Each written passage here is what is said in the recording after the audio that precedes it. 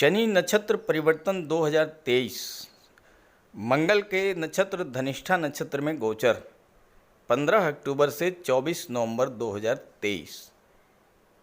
नमस्कार।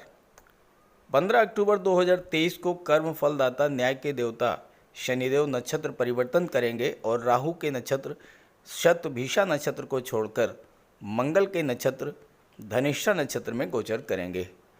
अभी तक इस समय वर्तमान में शनि का गोचर राहु के नक्षत्र में है, अपने परम मित्र के नक्षत्र में है, लेकिन 15 अक्टूबर से धनिष्ठा में गोचर करें जो कि अपने शत्रु का नक्षत्र है।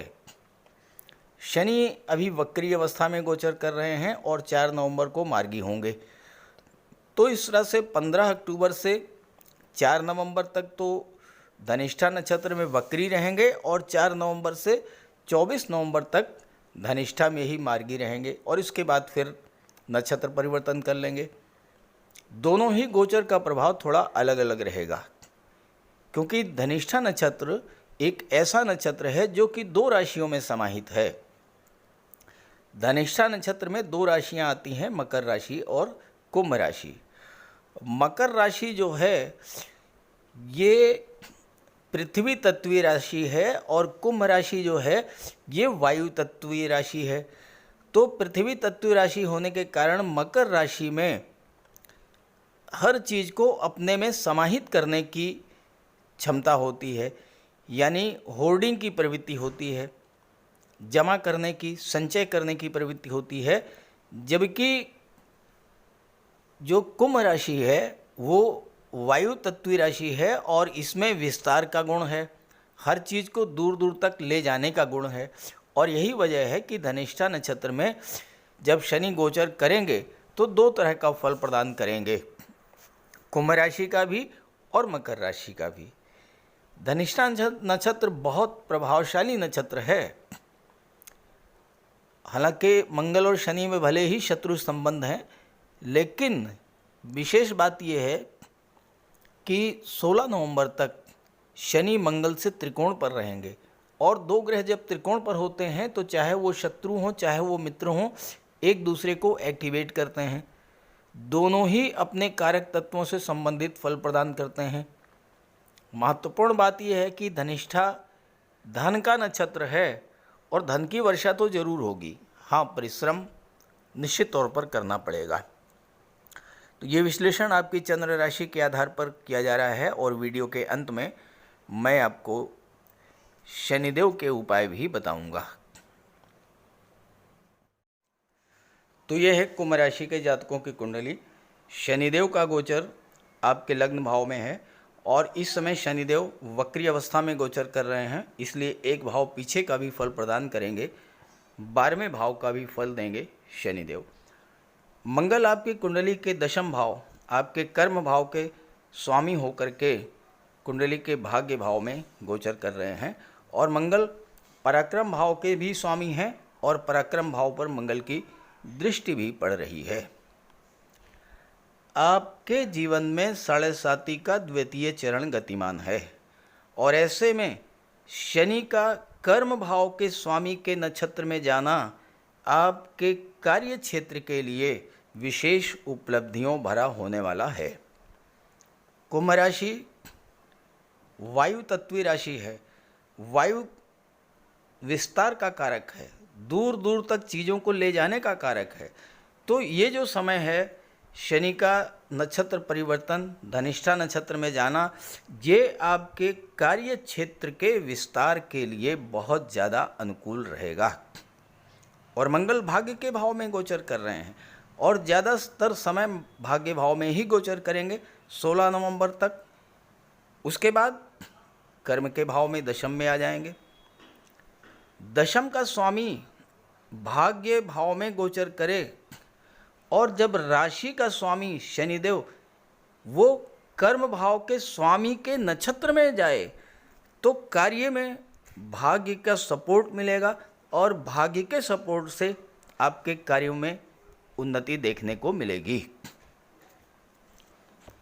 16 से 24 नवंबर के बीच शनिदेव मंगल राशि परिवर्तन करेंगे और मंगल जब राशि परिवर्तन करेंगे तो आपके दशम भाव में आ जाएंगे। और 16 नवंबर से 24 नवंबर का जो समय, ये तो और भी अनुकूल हो जाएगा आपके लिए, चूँकि मंगल दशम के स्वामी दशम में ही गोचर करेंगे और दशम भाव में मंगल दिग्बली होते हैं। तो आपके कार्य क्षेत्र में अचानक से बहुत बड़ा उछाल देखने को मिलेगा। अब अगर आप मंगल या शनि से संबंधित कोई कार्य कर रहे हैं, रियल एस्टेट से जुड़े हुए हैं, प्रॉपर्टी डीलिंग का कार्य कर रहे हैं, कंस्ट्रक्शन का कार्य करते हैं, बिल्डिंग मटेरियल सप्लायर हैं, आर्किटेक्ट हैं, बिल्डर हैं, किसी भी तरह के निर्माण कार्य से जुड़े हुए हैं, या आप मेडिकल और सर्जरी से संबंधित चीज़ों का व्यापार व्यवसाय करते हैं, गेम्स और स्पोर्ट्स से रिलेटेड चीज़ों का व्यापार व्यवसाय करते हैं, टेक्नोलॉजी से संबंधित चीज़ों का व्यापार व्यवसाय करते हैं, ऐसे सभी क्षेत्रों के लिए विशेष फल देने वाला होगा। मंगल 16 नवंबर तक भाग्य के भाव में रहेंगे और तीसरे भाव पर दृष्टि डालेंगे। ये जो समय है ये आपके लिए ट्रांसफ़र, यात्राओं का और जॉब में परिवर्तन का होगा। हालांकि सबके लिए नहीं, लेकिन जो लोग ट्रांसफ़र चाहते हैं उनके लिए अच्छा होगा। जो लोग तीर्थ यात्रा पर, धार्मिक यात्रा पर जाना चाहते हैं उनके लिए भी ये समय अनुकूल है। जिन भी जातकों के जीवन में 7.5 गतिमान है, उन्हें ये ध्यान में रखना होगा कि शनि अचानक से कार्य क्षेत्र में परिवर्तन लाते हैं और मंगल दशम के स्वामी हैं। शनि की दशम दृष्टि जो है वो दशम भाव पर पड़ रही है। तो ऐसे में जो है, जो लोग जॉब कर रहे हैं हो सकता है कि उन्हें नौकरी मिल जाए, और जो लोग नौकरी कर रहे हैं हो सकता है कि वो व्यापार करने शुरू करें, व्यापार में उनकी रुचि बढ़े। और ये कार्य जो है 18 से 24 नवंबर के बीच विशेष तौर पर घटित होगा। उस समय आपकी जो भी प्लानिंग है उसे एग्जीक्यूट करने में थोड़ा बहुत राहत, सावधानी आपको बरतनी है। शनि 7.5 में भी आपको राहत देंगे क्योंकि भाग्य और कर्म का संबंध बन रहा है।